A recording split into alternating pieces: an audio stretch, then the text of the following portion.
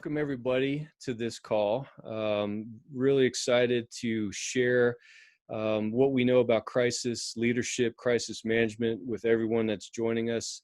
As a company, as a company of Diligent Plans, we decided back in March, right when everything was really kicking off in the United States, that we were going to run towards leaders, quote unquote, run towards leaders during this time, make ourselves available.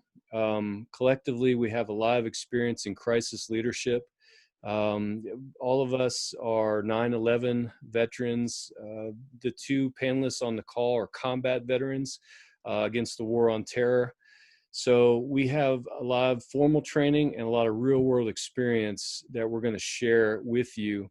So we decided as a company, instead of worrying about, putting up this whole offering and monetizing it, we just started hanging stuff out on the internet with tidbits of advice and help and free coaching and stuff, because we wanted to help.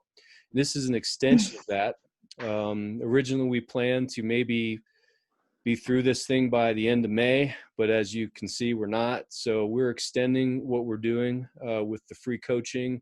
And I'm continuing to do interviews, and we're offering things and ways to help. And by the way, at the end, I'll give you links to all this stuff that I'm mentioning, so don't feel like you have to kind of go out and search for it. I'll make sure it's available to you. We're also recording the call, and you'll have a copy of that. And I don't care if you share it everywhere. You can share with your organizations, with your networks. The goal is to help. And I think if we cap the audience, then we're not really doing what we set out to do. That being said, let me just give a quick intro of myself. So I'm a 99 West Point grad. I was a military police officer and a SWAT commander during that time, and a few other things. During 9/11, I was stationed stateside in Virginia at Fort Story, and I was in charge of a military base as what we call the provost marshal, which is really the police chief of a base. And so, hey, we got attacked, and I got the order to take the base from pretty much peacetime conditions to full out threat conditions. Had to hire a guard force and stand up protective measures. It was challenging. And then, that kind of passed. I commanded a small contingent of MPs after that, and I left the military and got out and did some things in the corporate sector before I started Diligent Plans about 6 years ago. And I've had the pleasure of working with some of you on this call in your companies as through Diligent Plans and through consulting and things like that. And so it's been a great ride. I've been able to help a lot of people. But one of the keys to the success we've had is I always believe in putting myself around people who are better than me. And they're going to say the same thing about me, which is weird. We always kind of do this. But hey, I'm very blessed to have two great panelists on the call today. First one I'll introduce is Alicia Greer. Alicia Greer is also a 99 West Point grad. She actually academically awarded at West Point, which is at the other end of the spectrum than me. I was lucky to get out of there with my diploma. She was given the highest award for math out of our whole class of 99. And then she went out into the engineer branch of the Army. And in her experience with 9/11, she was basically peacetime assignment like all of us. And then, bam, we got attacked.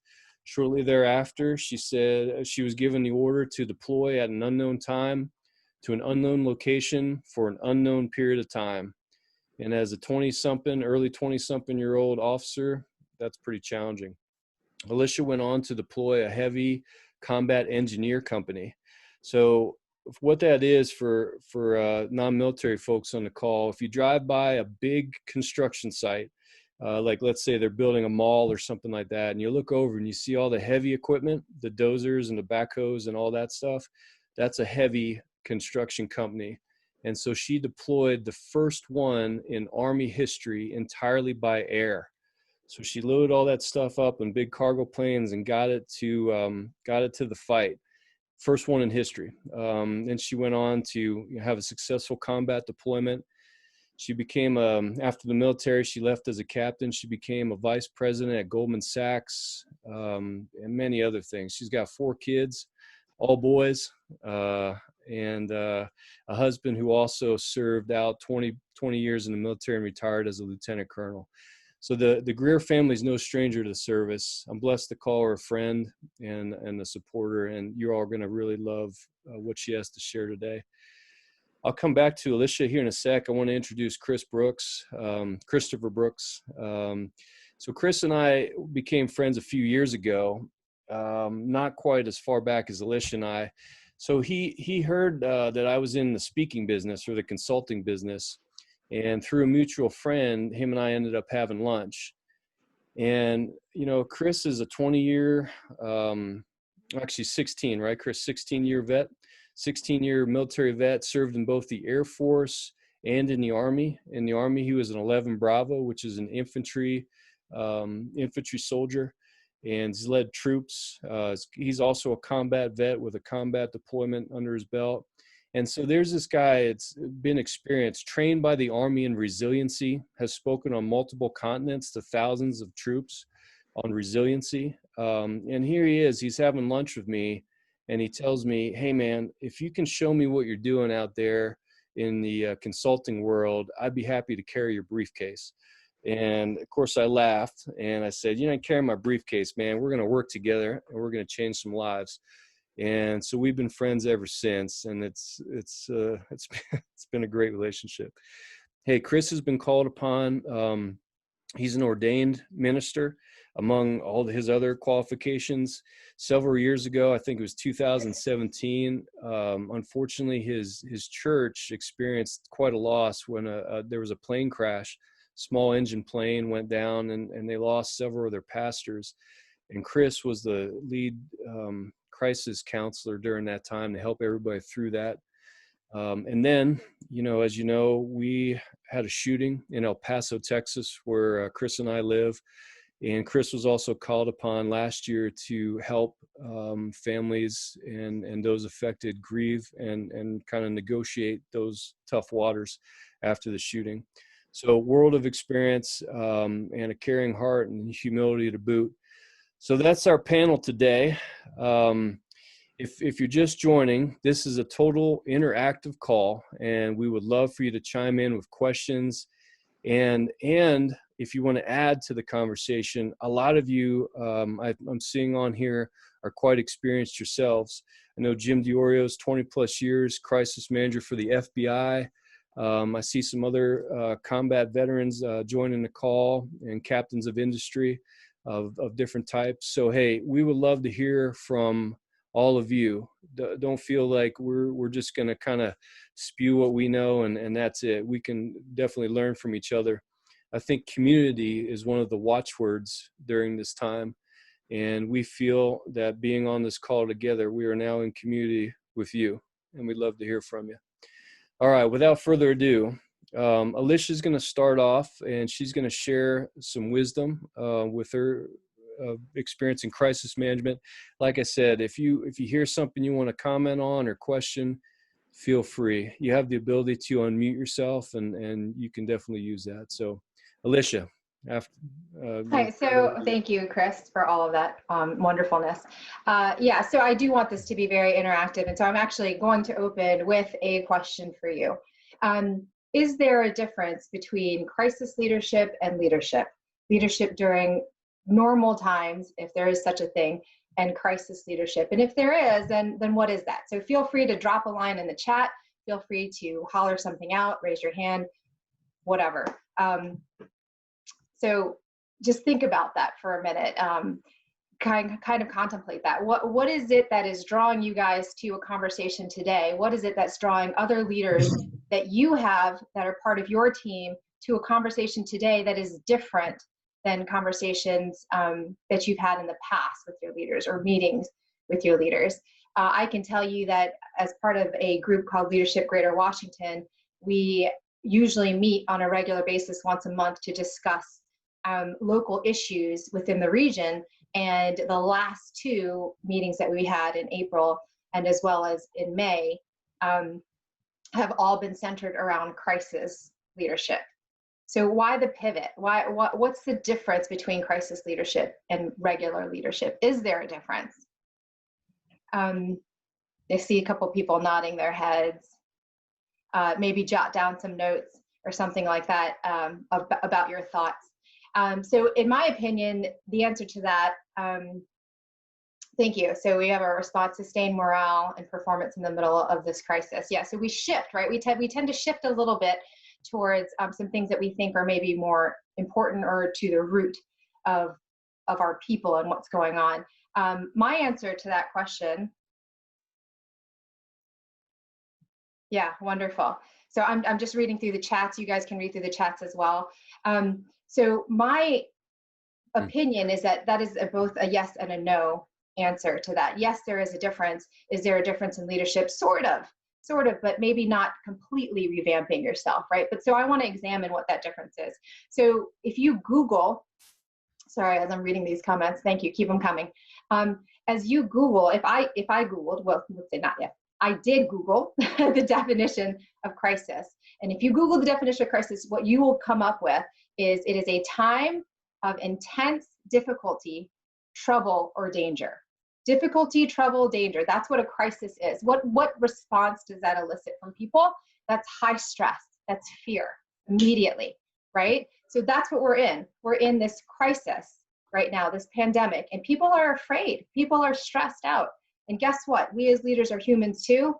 We also encounter that. Now, we may be able to deal with it. We may be a little bit more trained in a different way, but that's what's happening inside of us. That's what's driving a lot of the actions, the thoughts that other people have, that we have. But the important thing to me in leadership is that we learn how to channel that. We learn how to harness all of that energy. So what do we know about when people encounter this level of threat, this level of stress, this level of fear? People respond in a fight, flight, or freeze manner, right? That's basic human animalistic nature. Everybody does it. You're going through it. It may be a split second, and you may know how to harness that energy, but it definitely passes through you. Everybody else is going through that as well. And it's important to recognize that. So I think it's important to recognize that everybody in this crisis, in this type of environment, is going through a fight, flight, or fear knee-jerk reaction. That is our immediate response.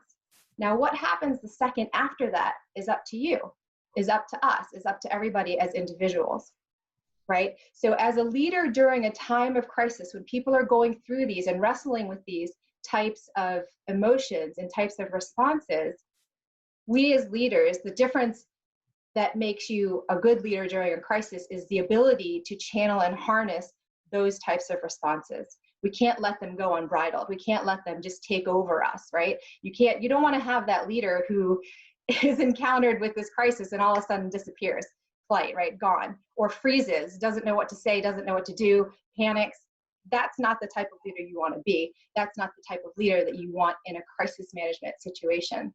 So understand that you have them, and they may appear immediately, they may appear, weeks down the line, days down the line, but we need to figure out how to channel those butterflies in our stomach, right? That adrenaline that appears. So side note story, when I was in 5th grade, I remember going to a basketball game and I was really nervous.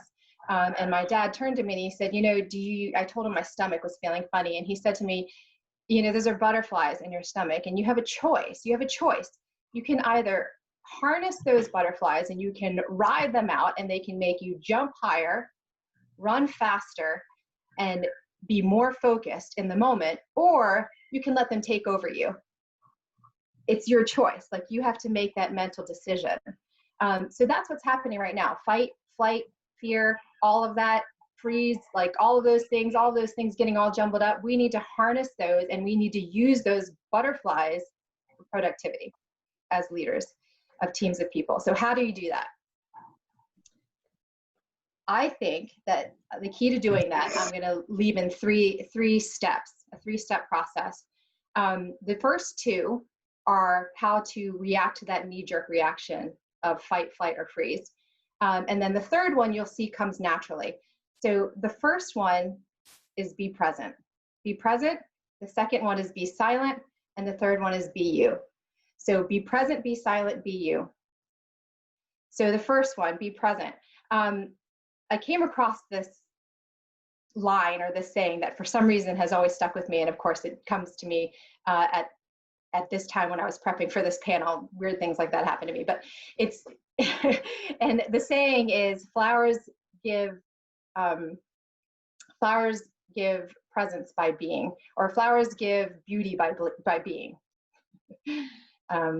And so it sounds like it has nothing to do with this. And when I mentioned, oh, to my husband, I'm going to talk about flowers, and flowers give pleasure by being. Flowers give pleasure by being. My husband's like, don't talk to me about being a flower. But let me explain. As a leader, you need to be present.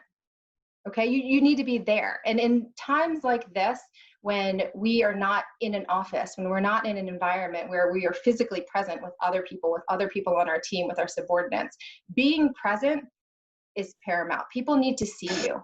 They need to see you here. They need to see you in front of them. They need to see you when they're not supposed to see you. It's beyond seeing you at the meetings that you're supposed to be at. You need to be present in their life as a leader, because they're looking for somebody. They're going through that same stress response, fight, flight, freeze.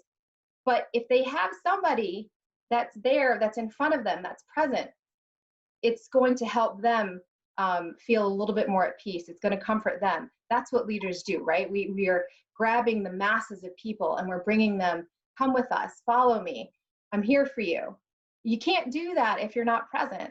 And that's extremely difficult right now because we're doing everything via Zoom, right? It's very easy to get caught up in your own life and to only get and see your team when you have those scheduled meetings, those scheduled weekly updates or whatever. But how many times has you as a leader just reached out and say, hey, give me 15 minutes of your time. How are you doing today? So presence is the first step to that knee-jerk reaction. If you don't think about anything else, remember, you need to be present as a leader. The second thing is be silent. You're like, what? Be silent? That doesn't make any sense. So the interesting thing about silence, did you know that silent and listen are comprised of the exact same letters? If you scramble the letters in silent, you get listen. And it's awesome that works out that way because you cannot listen if you are not silent. So being silent is important. So one of the reactions that leaders have is to talk. It's like a nervous reaction sometimes, right? Because we're used to getting up in front of people. We're used to giving presentations. We're used to being there and being present, presence physical, but we're also used to being present as in being in charge, getting in front of everybody and giving these speeches. But sometimes, especially during times of crisis when people are afraid, it's more important to be silent so that you can listen. So being silent and listening has two parts to it.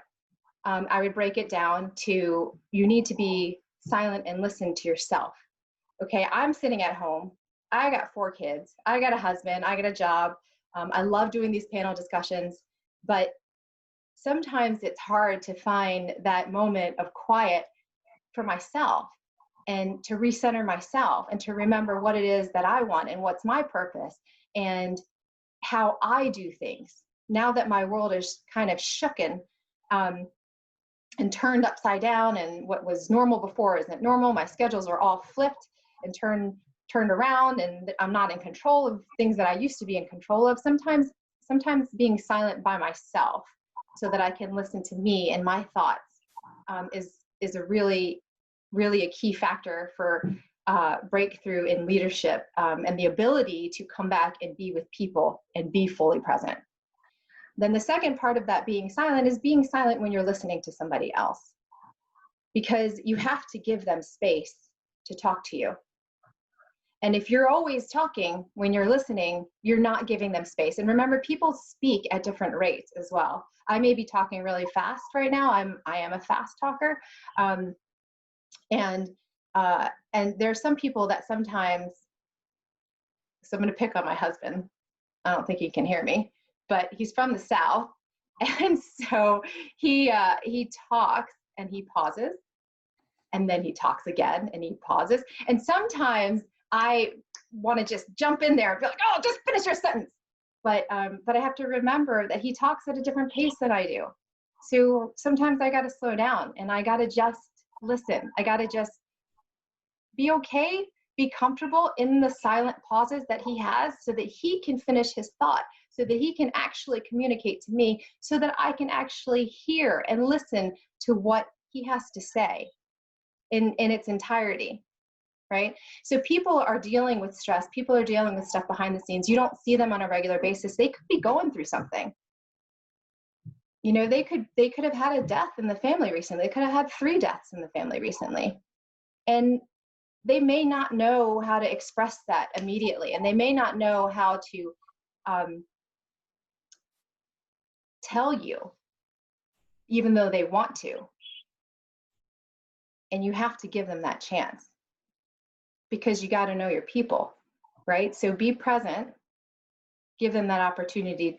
You have to be there, be silent so that you can actually listen to what they have to say. And then the third thing, which I think naturally follows those 2 things, if you don't know what to do, if you're a leader and you're like, oh my gosh, I'm having all of these knee-jerk reactions, okay, be present, be silent. And then just be you.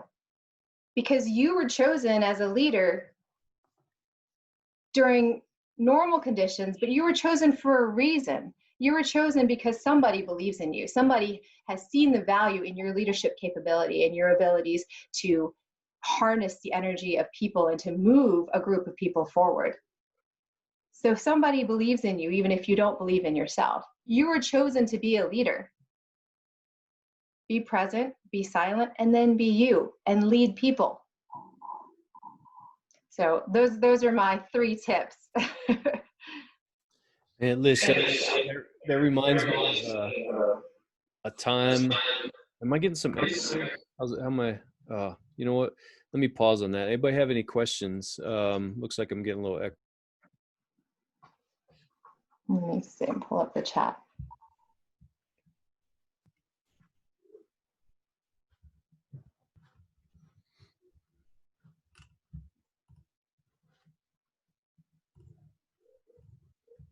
Okay, I think that's a little better. Is everybody hear me okay now? Yeah. Good. Okay. Sorry. I don't know what happened there. Hey, Lish, you know, that last thing he said at the end, man, when we got into leadership, some of us chose it. Some of us were picked for it. Some of us just kind of arrived and now you're leaders. You know, we didn't sign up necessarily for times like this, but the fact is you're never in the wrong place. You were meant to be where you're at in that seat.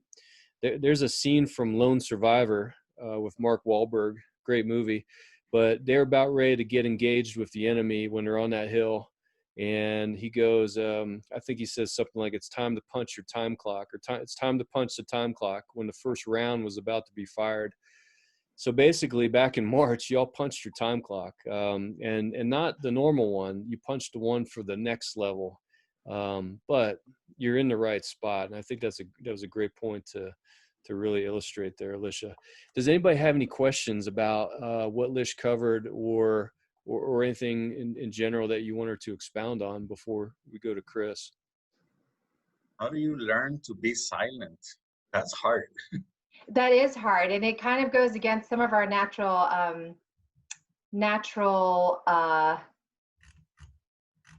so it's hard to become comfortable with the silence, right? That's definitely a learned action, I think. But even especially as a speaker, right? So I'm a speaker. I've done some keynote addresses, and I get on panels like this. For even me, that silence right there, that pause is a little bit awkward, right?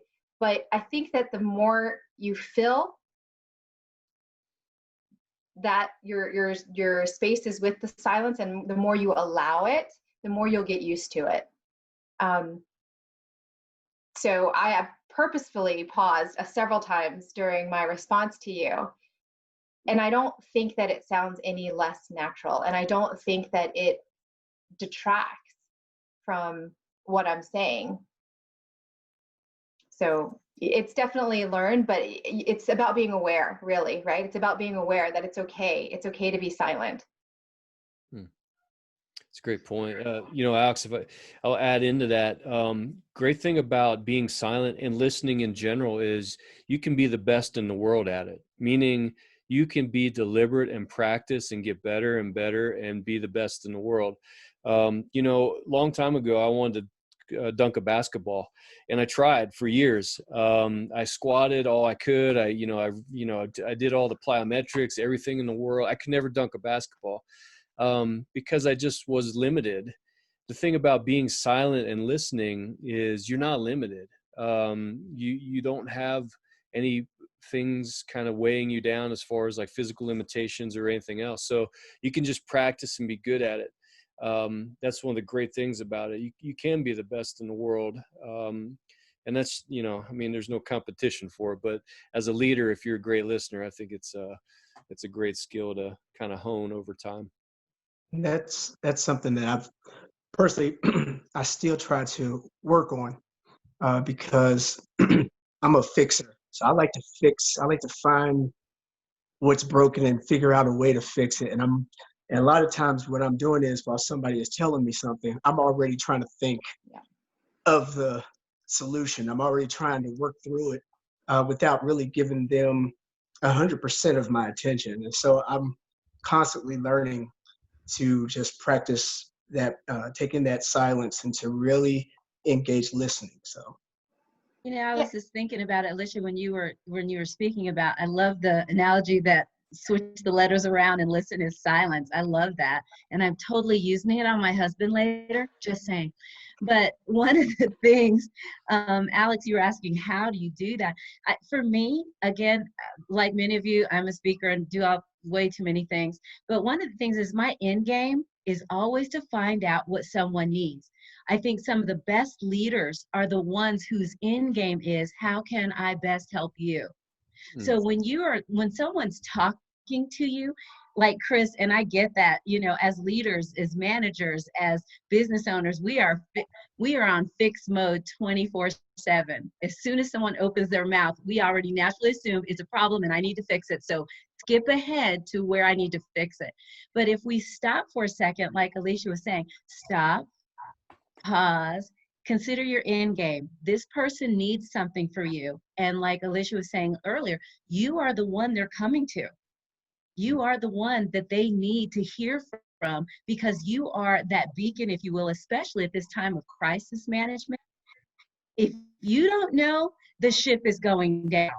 So to listen, it makes it easier when you realize you are at the helm. Just stop for a second, and they may not need anything from you other than to vent it out so they can get back on their game. So it's a skill, but it can definitely be learned and practiced. So thank you for that, Ricky. That was beautiful. But there's a couple of things that have come to mind, right? So one of Kris's techniques for me when I have an issue is he won't say anything, and I'll actually come and solve my own problem. So I'll talk to him and I'll say, what do we do about blah, blah, blah, blah, blah, blah, blah, blah, blah, blah, blah, blah, blah, blah, and I'll continue and he just won't say anything. He'll just sit there and look at me. And then I'll fix my own problem. So there's value in being silent when somebody's coming to talk to you. And my sister was nervous about a certain situation that I don't need to get into details, but she was nervous and she came to me and and we are very different. And she had a lot of talking to do to me, and I wanted to give her advice and I wanted to help her solve her problems. I love my sister. She's my best friend. And she said to me, Alicia, can you just be quiet for a minute? Like, can you just listen? Like, I don't need you to solve my problem. I just need you to listen. So that's kind of to Ricky's point. But something practical for you to take away to actually try to get used to it, I think, an actionable item, I think that was helpful for me. I get into the car now and I don't turn on my radio. We are so used to filling the silence with noise that I got into my car, or I get into my car now and I don't turn on the radio. I don't turn on anything. And if my kids are there, this doesn't work. But if I don't have my kids there, I just drive in silence. Just try it. It's going to be uncomfortable. It's going to be uncomfortable the first couple times, but just try it and see what happens. See where your head goes. See where your thoughts go. Yeah, that's great.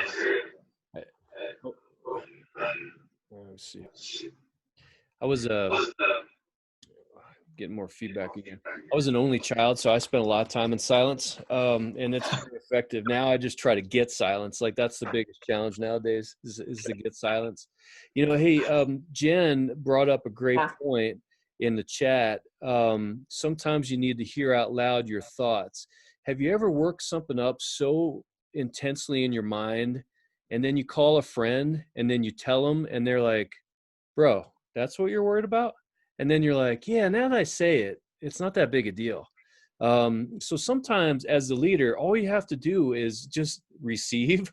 And then they're going to do, like Alicia said, they're going to solve their own problem. You know what? That's not, why am I worried about that? It's kind of silly. So yeah, Jen, great point. That's absolutely right. Sometimes you just have to get it out there in the open. Hey, in the interest of time, Alicia, thank you so much. Great points, as always. You know, the funny thing about every time you talk is I learned something. So, I mean, Yeah, me too. that was amazing. So Kris and I are, you know, going to try to follow that act, which is going to be difficult. But Kris, you're up, buddy. Let's hear what you have to say, man. I'm looking forward to it because I learned stuff from you too. So you're on. Well, thank you, Kris, for the intro. You know, you really made us sound like rock stars, so that was cool. And Alicia, thank you so much for that information. That was great. So I'm going to do this for the sake of time. I'm going to get through these 3 points. There's 3 points I want to go with. Just talking really about the ABCs of a resilient leader. And does anybody remember the movie? What was it? Independence Day. Not this new one. I'm talking about the one in '96. There we go. Yeah. So so I'm not even going to even address Will Smith and his role. But the person that plays the president of the United States, there's a part in the movie before they go off to fight the aliens, you know, and they're all getting ready to go, that the president gives this speech. And I'm telling, like, to this day, if I hear that, if I watch that movie and I get to that place, that speech, it just gets you pumped up. It gets me ready to go. And it's just like, wow. Like, and because all throughout that movie, it was up until that point that we really see his character really come out, and then we see them ready for the big scene. And so I really just want to open up from the perspective of it. Out of chaos, that's when a leader really emerges. It's out of the midst of chaos, out of the midst of crisis, out of just when something has been disturbed. Generally, that's when you will see what people are really made of. One thing about leadership is that crisis will really reveal what's really in you. It's going to reveal what you're really made of. And so I want to just talk a little bit about that, about the resiliency of a leader, and just, you know, when we talk about resiliency, being able to bounce back, being able to recover, just still being able to maintain the integrity of who you are as a leader, whatever organization it is that you are leading. I know some people on this line, they may be in charge of, maybe a leader within the corporate world, community involvement, churches, you know, small business, whatever it may be. But whatever your role is in crisis, there are these 3 things I want to share with you, and I'm going to try to get through these so we can let Kris go ahead and finish us up. But the first one is adaptability. Adaptability. So being able to adjust to changing conditions. So all of us, and this one thing that COVID-19 has done, it's put us all on an even playing field. We're all feeling the effects in some way, shape, or form to this pandemic, where we've had to make changes. And one of the things we have to first understand is that this isn't going, that nothing, I believe, you know, people say, well, we can't wait for things to get back to normal. But I think that when we look at really what this has done and where we are right now, we have to look at what the new normal is going to be like. What is normal going to really look like moving forward? And so the first thing is really adaptability, being able to adjust to change. So whatever your age demographic may be, whatever position it is that you may play as a leader, you have to be able to look at the situation. And something I've learned, in my time in the Army was I had to be flexible. I had to be adaptable. I had to be like a chameleon. I had to be able to blend in and be able to operate at the very best of my ability in whatever position or whatever situation I was in. So the way that I got promoted in combat was on a mission. The person that was the weapon team leader was not able to make it all the way up this mountain that we were trying to go to clear space for the ground forces to be able to make it through safely. And so I took, the 20+ pound weapon. I was much thinner then, much younger then, but yeah. So, but I took that weapon. I took it all the way up the mountain because I refused to quit. And when they saw that, they said, "Hey, he's in charge now. You do what he says." It was that ability to adapt to the conditions that I was faced with, understanding that the conditions weren't going to change, but I had to find a way to take the conditions that I was given and find a way to perform at optimal levels. So doing that was, first of all, realizing that at the end of the day, whether we want to fight it or whether we want to go along with it, we still had to get up that mountain.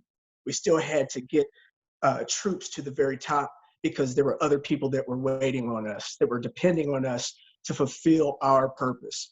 And so as a leader, there are people that are depending on you to show up and to be the very best, to perform or to lead at the very best level that you can. And to do that even in uncomfortable times, in times of uncertainty. This is a novel virus. There's still things that we just don't know. And so many people, because of fear, because of anxiety, because of just that not knowing, they need somebody that is going to rise up in the midst of all the chaos and say, "Hey, we're still moving forward. We still have a purpose. We still have a mission to accomplish. And that's what we're going to do." And that's the time when we have to be adaptable, where we have to be able to adjust to the conditions. What does that look like? Where you may have been in a brick and mortar facility for your company or for your church, now we're doing it through Zoom. And I know I personally appreciate all of you for your, I think everybody has a certain level of grace that we're giving each other, because everybody's trying to push through these Zoom calls and trying to understand how to use all this technology. But being able to take the things that we have, saying, what do I have right now that I can take to still move my company, my organization, my church, that I can move my purpose forward. And so that's what we have to do, is be adaptable. Hey, we have to take those resources. Yes, sir. Let me add something in that. Such an excellent point. Adaptability, man, especially in crisis. I like to tell people nowadays, fall out of love with your process. Fall out of love with your methods. And I did say out of. Don't get so attached to the way you used to do things that that's what you focus on. It was never about your process. It was never about your methods. It's always been about the end state, right? You want to be profitable as a company. You want to take care of your people. Remember, that's what matters. It doesn't matter how you get there. Adapt your process and your methods to achieve the same end state. So fall out of love with that stuff. It's gone, man. I mean, a lot of it's gone. Just, one of the things I struggle with my kids is like, I wish they went out and kicked the ball around more than they're on their devices. But I could miss an opportunity to be with them in this new way that kids are growing up if I didn't fall out of love with the way I grew up. So it's been tough for me. I'm not saying it's easy, but fall out of love, be adaptable, like Kris is saying. Great point, buddy. I just wanted to make that just extra emphasis on that. So thank you. Yeah, I appreciate that. Yeah, and so and that really just brings me to the next point. Like I said, the ABCs of a resilient leader. When we're talking about being adaptable, then we have to bridge the gap. Okay, we have to bridge the gap. What is that about? We're talking about generational leadership. We're talking about multiple generations within your company. So depending on what organization you're a part of, there's going to be people of various age groups. You're going to have your millennials. You're going to have people like myself, the Gen Xers. You'll have just different demographic of age groups, right? So you have to find a way during crisis to bridge the gap, to be able to find a way to get the optimal performance, to get the best and the most out of the people that are working with you and for you. So what does that look like? Being able to take and identify the millennials within your organization, those ones that maybe you don't quite understand why they're wearing skinny jeans and and what that's all about, and but or you just don't understand some of the why is it that they're texting me and they're right in the next cubicle beside me? Why are they and you're trying to understand. You may not necessarily understand how they operate, but identify those people, because those are going to be your ones. They're going to help you to be able to work some of this technology that maybe it's just beyond your it's just not your thing. The person that may not talk a whole lot, such as myself, I'm a very quiet person, but I'm pushing through now. But finding those people that don't necessarily speak a whole lot, but be able to pull them in and be able to let them see, hey, we need you to be part of this team. You are valuable. We need you to, what is it? How do I do this? You're being able to pull those different generations together, the ones that have that work ethic, that have that drive and determination to keep pushing, the ones that are your creatives, the ones that are your techies, and all the different ones like that, and find a way to build them together so that through a crisis, you're able to pull the very best out of them, to be able to let them know that they're necessary, that even though we're in some unsteady waters and we're in some unsure times, now more than ever, we need you. Because what you're doing is, especially because of where we are right now, you are establishing the culture for what it's going to look like, for what your organization is going to look like after this is over. Once we move on into this new normal, into this new way of doing business, this new way of doing church, this new way of doing, your community endeavors. Now is your time to be able to pull that team in, to be able to pull those people about and identify those hidden treasures and those hidden gems that have just kind of been in the shadows working, and they're consistent, they're doing their thing, but you haven't really had a chance to really identify and see just all of the potential that's in them. This is your opportunity to do that, and we do that by bridging that gap. That, hey, you know what? I need to take some time now, because now, guess what? We know where everybody is. we know that you're home. We know that you have access to Zoom. So guess what? We need some one-on-one time. We need to build this relationship so we can bridge this gap, and we can find out how we can really use you in a way that together we can succeed. There's a very wise person. She's on this call, and she always says, when one succeeds, we all succeed. And so that's really what that's about. Then the next one is cohesion. Really strengthening the cohesion of that group, of the people that's on your team, of really being able to build that trust, taking the time, if there's people on your team that you really they're there, but you really don't know them. They're there, but they're new, or you've just really had very limited time with them. This is the time to really begin to engage and in conversation, engage, and find out really what is it that, who are they, and what is it that they bring to the team. Everybody's part is important. Everybody's part that they play in the organization is necessary. And as the leader, we have to find those treasures. We have to begin to pull them in so that we can continue to grow, so that organization can continue to move, so they can be resilient, so that as we move forward, as we begin to transition to this new normal, now we have this, it's almost like you're building a whole brand new group of people, a whole brand new team that's going to emerge out of this. Who knows what leaders you have in your organization and on your team right now that have yet to be shown. They have yet to give that opportunity. This is their opportunity to be able to really show you who they are and what they bring. And that's the value of doing these three things. Like I said, having the adaptability, understanding that, the way that we've been doing things is just not going to work anymore. We have to find a way to be creative and embrace that creativity. We have to bridge the gap between all of the different generations that you may be encountering and working with. And then finally, working that cohesion within your team, building that trust, letting them know that you care about them, the person, and they're not just a number, they're not just a face, they're not just a butt in a seat, but they are actually a valuable asset. Because then when they see that you care, they're going to care, they're going to take ownership, and they're going to help move forward with you. Hey, Kris, great points, man. I knew it would be awesome, and as true to form it was. Does anybody have any questions for Kris? You want him to go deeper on anything or add? I'll go ahead and unmute everybody. Feel free to jump in if you want to. And then I'll also schedule a prep. Yeah, maybe I won't unmute everybody. Maybe mute again. Just unmute yourself if you want to jump in. For the Saturday site visit. Hey, anybody have anything to add or questions for Kris? Hey, Kris, this is Felipe. Can you hear me? Hey, yeah, sure can, Felipe.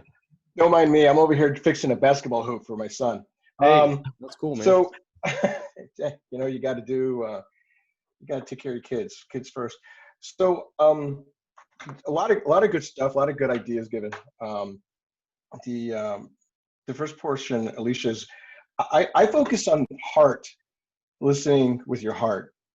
And so you hear, and then embedded in the word heart is you're listening with your ears, but also listening with your heart. And you can't hear anything unless you're putting your heart into it. And the reason I bring that up is because, Kris, you brought up bridging the gap, and you brought up that you don't want to marginalize anybody. Focusing on church safety and security since 2015 there's been a lot of learning lessons in that. And the biggest one, and I think, Kris, is the getting the older generations to understand that we're in a different environment. They're in a different environment, and getting them to understand that. And so, just like platoon sergeants, when we were platoon leaders, you got to convince your platoon sergeants of what the plan is. And so, in this case, the platoon sergeants are not the elders, not the elder board of the church. It's the elders, the actual people that have been in the church within their brick and mortar establishment for 15, 20 years. And those are the ones that you have to talk to, build that relationship with, let them know that you care about who they are. And you're not just trying to sell them a product, or you're not trying to shove down a process down their throat. And like, I have a Zoom meeting coming up here this week with about 15 churches coming up, and it's taken 2 years to build that, because at first they just thought I was some kind of warmonger with a Ranger tab and wanting to, teach them how to, clear a room and enter and clear a room. But actually, there's a lot more to safety and security than that worst case scenario. But I think you both hit it really well. We have to listen. You have to be there. You have to be present. And Alicia, again, being present, just sit there and watch. I mean, we've had crises go on when one of our older folks hit the ground and our medical support team shows up. And I was just out in the lobby hanging out, and someone says, "Hey, Felipe, something's wrong." And then I let the champion, because he's still like the champion, do his thing. And they do this thing. I took notes. I got in the balcony, took pictures, and just watch everything just come out, just like, a nice raid, actions on the objective, and you just take pictures of it. But it's beautiful when you can get the people that have an invested interest, people that have been there for a long time, to buy into what you're talking about. But in order for that like all three are saying, you got to be present, you got to listen, and you really have to show that you're concerned and you're invested in the people that are in there. You know, the Nancy Janes, who's this little lady who's amazing, the older guys in the church, that those are the ones that are going to be all gripey and feisty and don't want to hear anything, and it's just fine, just the way it is. And you know, and it's like, don't mess with it, you know. And or I talk to churches like, hey, don't worry about it. We got plenty of guys that carry guns in church. Like, oh, well, when's the last time they shot? You know, when's the last time you went to the range? And when's the last time they did a stress fire? Bring them on out, you know, and then let's do this. Or when's the last time we talked about estranged parents and divorcees and stuff like that? So, but you three hit some really key points, and I think that's amazing. And I appreciate you guys inviting me to be on this. Hey, Felipe, good point at the end. And my son is out here like banging the doors and all that. So.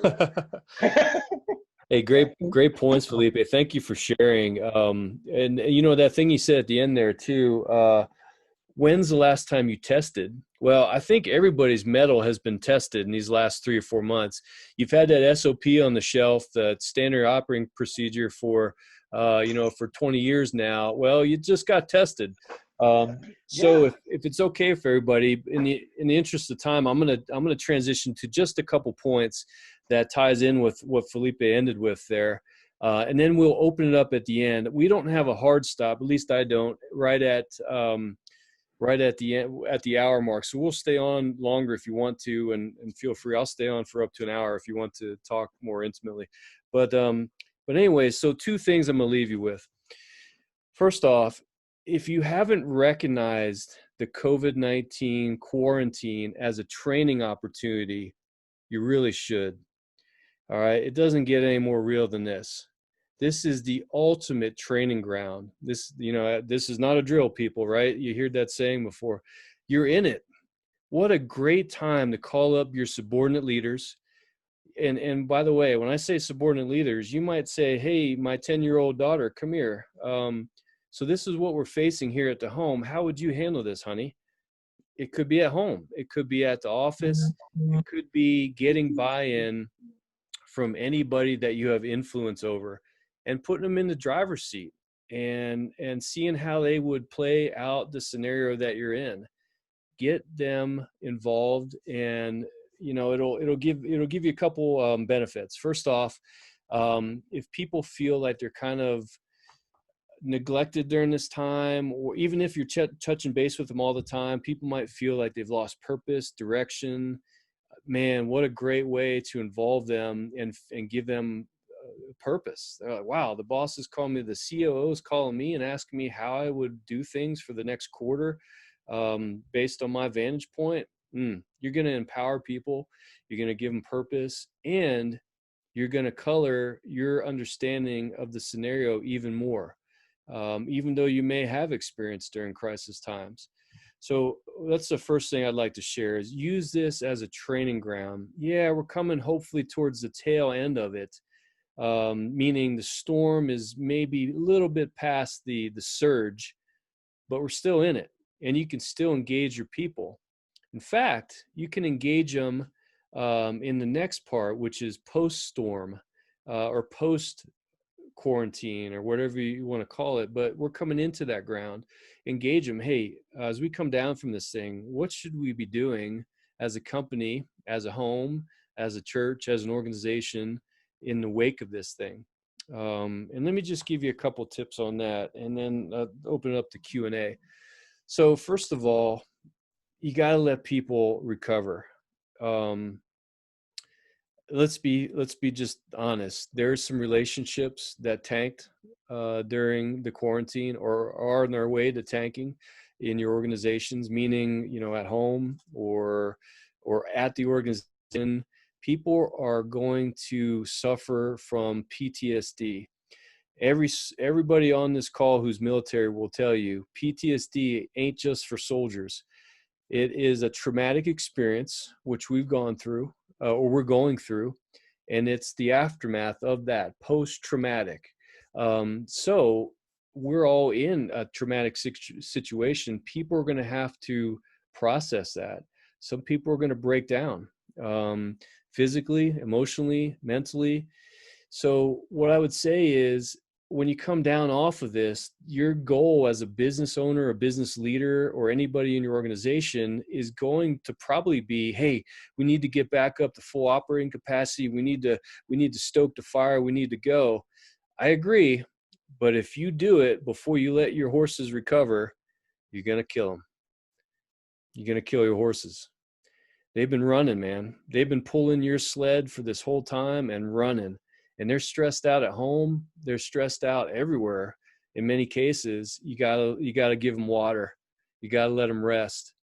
You know, Zig Ziglar, one of the famous sales trainers, unfortunately is no longer with us, had this saying: "It's better to spend more than you expected than not as much as you should have." So he uses that in sales training. But as a leader, it's better to take more time to let your people recover than you expected than bring them back sooner to the point where they're not ready. I'll never forget when I was a young lieutenant in the military, I moved to another base in Virginia, from one base to another. As you know, moving is stressful. It's one of the top 10 stressors in your life. And I moved, and the Army gives you so much time to get your household set up before you come back to work. Well, it's never enough time, right? So, you know, your stuff arrives, you set up whatever you can, you get back to work. And I was in a situation where I was like 60% set up at home, and I get to work and I'm working at my desk, and my boss comes up to me, who at the time was a captain. I was a lieutenant. And he says, "Hey, Kris, you got your house squared away?" And I stopped typing, and I looked up and I stood up. He said, No, sit down. And I said, "No, sir, but don't worry about it. I'll get it done." This was like a Tuesday. I'll get it done this weekend or something. And he said, what are you working on right now? And I told him, and he looked at the screen, and he looked at me, and he said, "You know what? That's not important. Go home." I said, "What?" He said, "Yeah, go home, man. Go home and take the rest of today, tomorrow, the rest of the week if you need it. Unless you get your household stuff squared away, you're never going to give me or be able to give me 100%. And so he sent me home. And you know what? I got my stuff squared away, and I showed up ready to go, locked and cocked and ready to go 100%.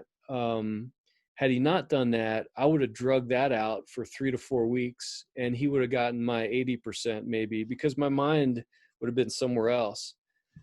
So listen, even if the board disagrees, even if your boss disagrees, your CEO, or if you are the CEO, I hope you get this point. Even if they disagree of giving your people some extra time, you got to convince them. You got to convince them. They're going to need to replenish. They need to get back up to speed. And that being said, they're going to need some resources. PTSD is a complex animal, and it's a timing issue. So basically, with PTSD, you're taking something traumatic from a different time in your life and you're applying it to the present. And it can cause, some really robust reactions in your body, physically, mentally, emotionally, everything. So they have to get professional help in some cases to get the timing aligned, to realize, hey, we're not in it anymore. That happened back here, and it's a reset. Some of you may be trained in it, and some of you may not be, but just realize that might be a resource that you have to find for your teams. All right, and the last thing I'll share is make sure you squeeze every drop out of this lemon that we've all been sucking down as you can, meaning reflect properly.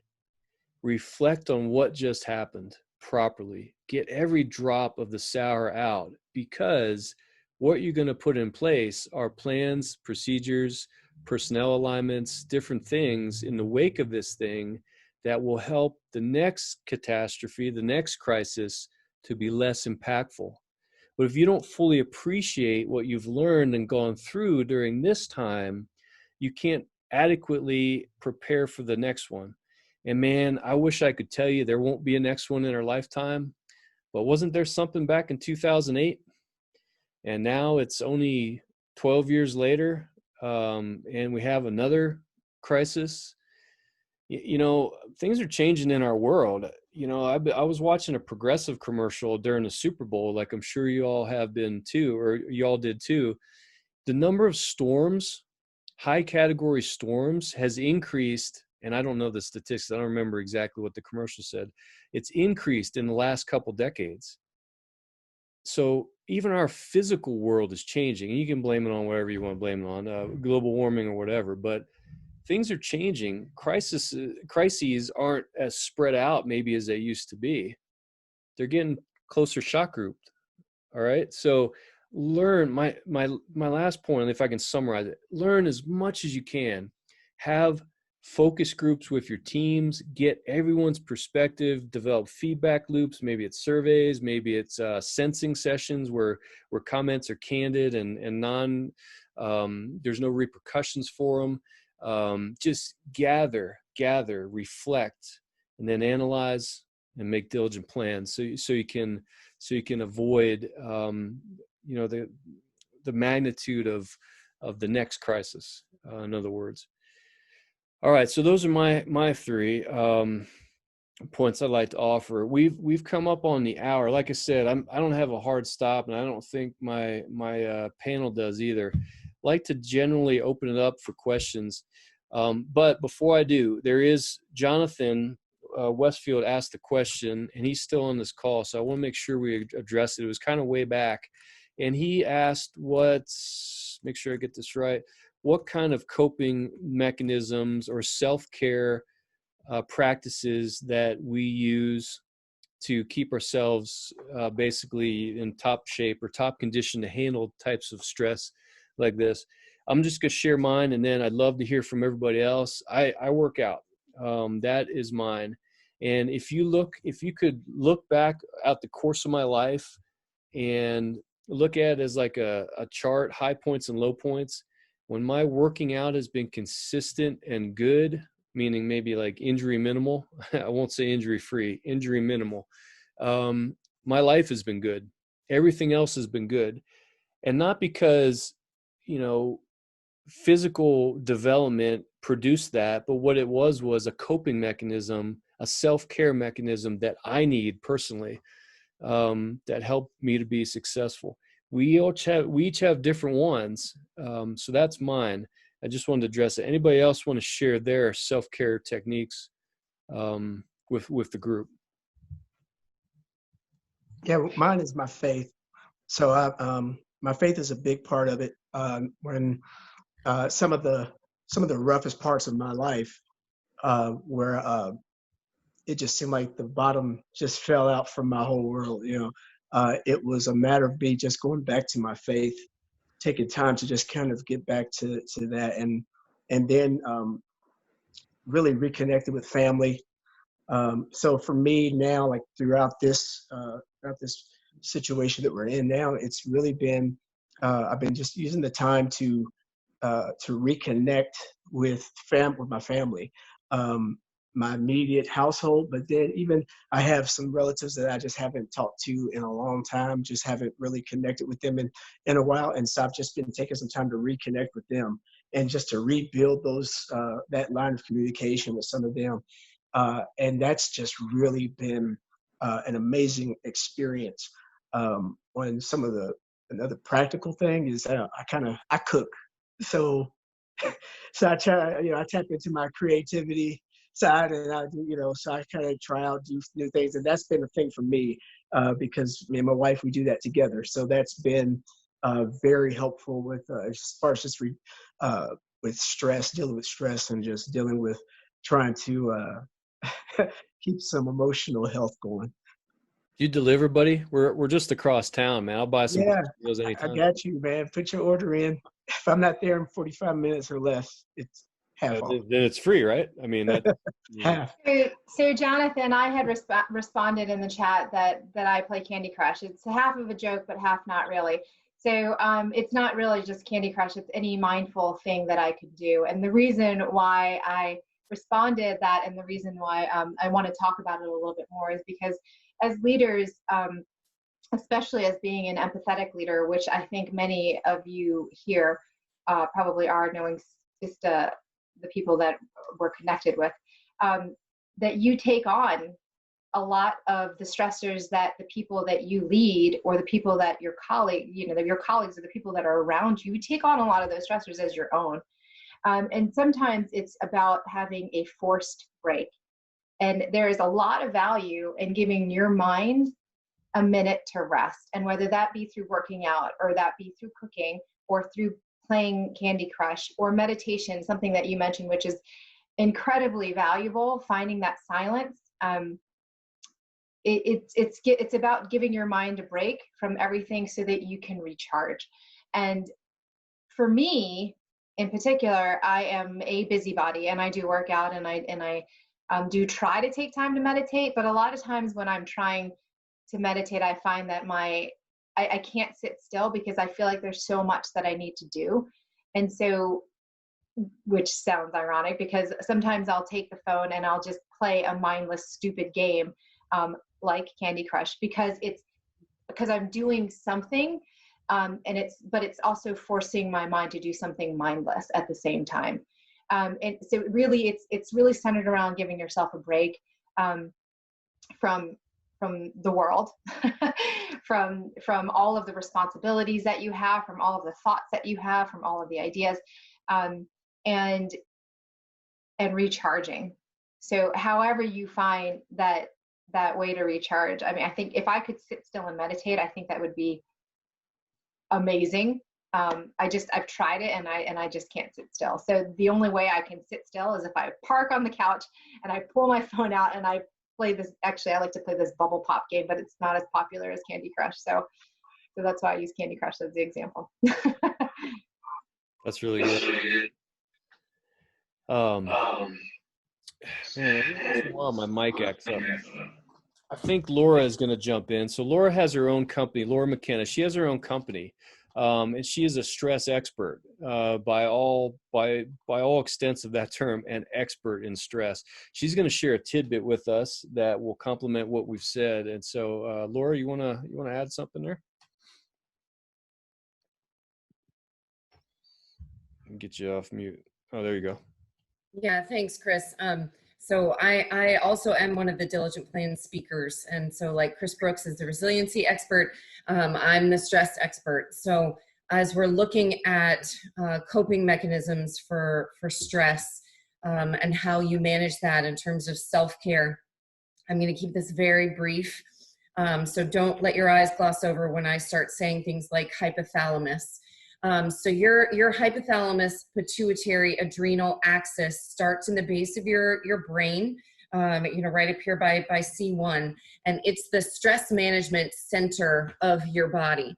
So if you have a stressor coming in from any one of the systems of your body, whether you perceive stress, and as Alicia really intelligently shared, that fight, flight, or freeze response, that's a physiological stress response that's managed by the HPA axis.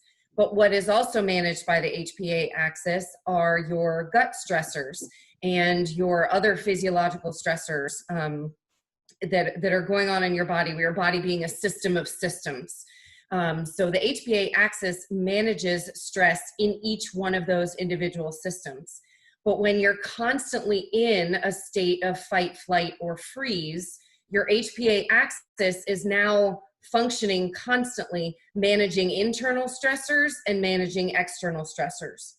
The best way to overcome that and to strengthen your HPA axis and all of the systems in your body is to follow an approach that I call the Dress for Success program. So several of us here are former military, so we were hot on our acronyms. So DRESS, so the 5 things that you want to focus on for coping mechanisms are your diet, eating clean, eating according to your metabolic type, and not consuming foods or chemicals or substances that are actually causing stress in your body, which reduces your ability or capacity to manage the external stressors. You want to make sure you're staying rested. So DR, diet, rest. Go to bed early, get in bed by 10, get the sleep that you need. Turn off your devices an hour before you're going to bed, and that will really help your body do those restorative activities that happen while you're asleep. Like I do, right, Laura? Right, yeah, like you do. You know, I'm constantly talking to you about this, Kris. DRE, so the E is exercise. So Kris and I share this. Alicia is an absolute badass in the gym.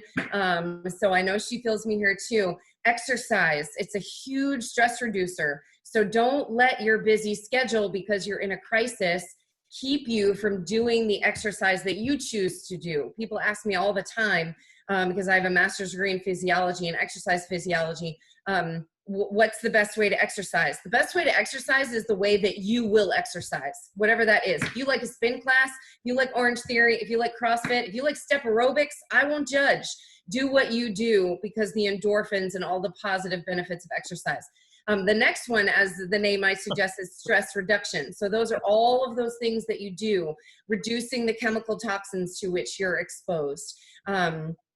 Meditating, focusing on your breathing, your prayer life, aligning your identity with whose you are.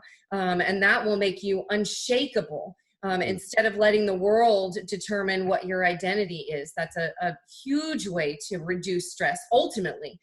And not just for your good, but for others' joy and for God's glory. So looking for ways to reduce stress externally and internally are going to be huge. And then the last one is supplementation. So any underfunctioning organ or any part of your body, yeah, shout out for the endorphins. We love endorphins around here. Any part of your body that could use the boost. Right now is a great time to be taking a clean antioxidant blend. Because the stress is causing what's called oxidative stress by those free radicals. Just Google free radical in the interest of time. But free radicals are bad. And you want something that is going to strengthen the cell itself and maintain cell integrity, because when you're under stress, you want your cells doing what they do best, which means you need an antioxidant to neutralize free radicals. And lastly, I recommend everyone takes an adaptogen supplement. An herbal adaptogen literally mitigates the cortisol response in your body. So it slows and mitigates your fight, flight, or freeze response, as Alicia shared. So I know that was long. DRESS, dress for success. Those are your best ways to mitigate stress anytime, really, but especially during a crisis. Kris, thanks for letting me take over for like 3 minutes. Stress is what I do, man. No, that's good. In fact, I'm glad you did. That's a peek. That's a peek ahead into the future. I'm going to do another panel in about a week or so. Laura's going to be on it, so I'll make sure you get that info, and she's going to go into more detail with everybody. Real quick, Kris has got to punch his ticket here and move on to other things. I just wanted to thank him, Kris. Thank you.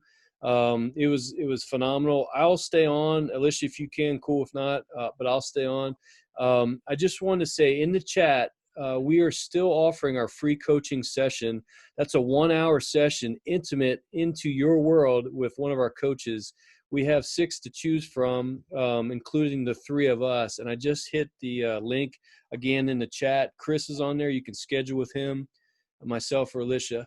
But hey, Kris, thank you for your time, buddy. Always great. And that was really phenomenal. So amazing. All right. Thank you. Thank you for the opportunity. Kris, you look like you're on an album cover right now.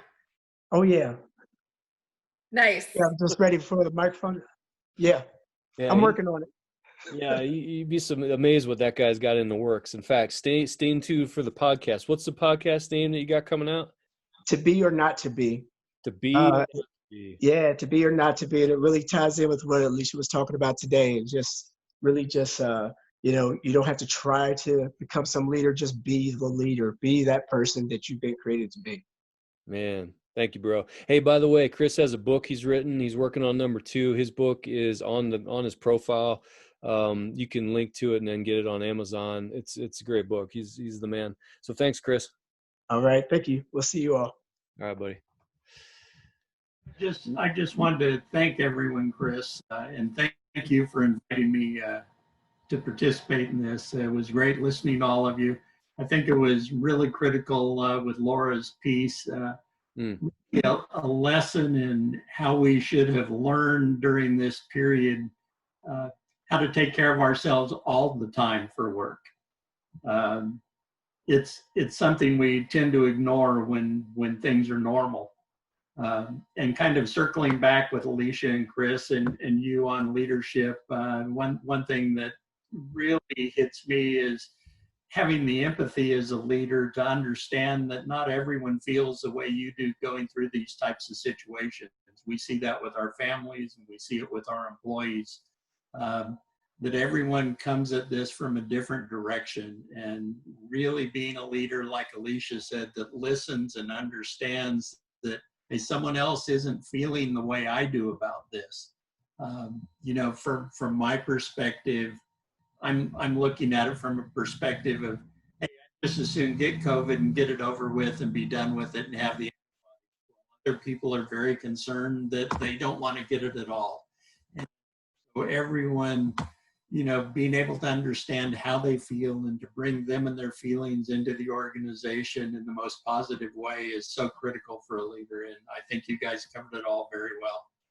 Hey, thank you, Bill. I wish I was always good at that. I went through periods of time where I assumed everybody dealt with things the way I did. I call it my arrogant years, and it's just not that way. People have different thresholds for different things, and really as a leader, it's up to you to figure it out for everybody individually in your team, right? So thank you, Bill, for saying that, and I think that's such a great point, and thank you for joining us. Anybody else? Any questions or comments for the group?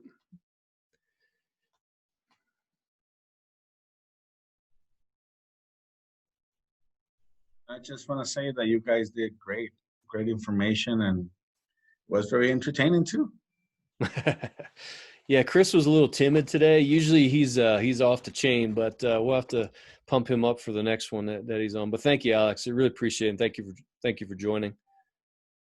All right. Well, we got people dropping off. Hey, those remaining, thank you so much for your time and allow us to share things that we've learned with you today. You know, some of the things we learned the hard way, and one of the gifts you have after a hard situation is you have the ability and really the onus to share with other people, and we felt that way, and that's one of the reasons why we offered this forum, this panel discussion. As a company, we're going to offer these more. In fact, I think based on some chat messages and some texts I've been getting throughout this whole conversation, sooner rather than later. So I'm going to put together another panel and get this out maybe within another 2 weeks, and we'll do this again with some different topics, different focus points. But thank you so much for joining. I will send you an email with this recording that you can use. I'm uploaded on YouTube. If anybody has any issues with me uploading this to YouTube because you're shown on the video, I can just do an audio version. Just let me know. I don't mind doing that. So I'll send it to you. Also, I'll send you some more information about other resources we have available. One more time in the chat, I threw up the free coaching offer here. Give me 1 sec and it'll come. That is available still, and it's very powerful. I just want to say, hey, thank you for all that you do and for being leaders and standing up to the calling that was placed on your life. It ain't easy. I like to tell my kids, you know, leadership's not a popularity contest, and I wish it was. It'd be a lot better, but it doesn't diminish the value of the calling. So even though leadership sucks sometimes, it never diminishes the value of the calling, and it's a high calling. So that being said, one more thank you, and that's to Alicia. Alicia, thank you for your insights and what you're doing in the world as a leader. And most of all for me, thank you for being my friend and agreeing to do these types of things with me. So I appreciate it. Thanks for having me on here. and organizing all of this. All right. Well, hey, farewell, everybody. Yep. Thank you all. Thank Thank you. you guys.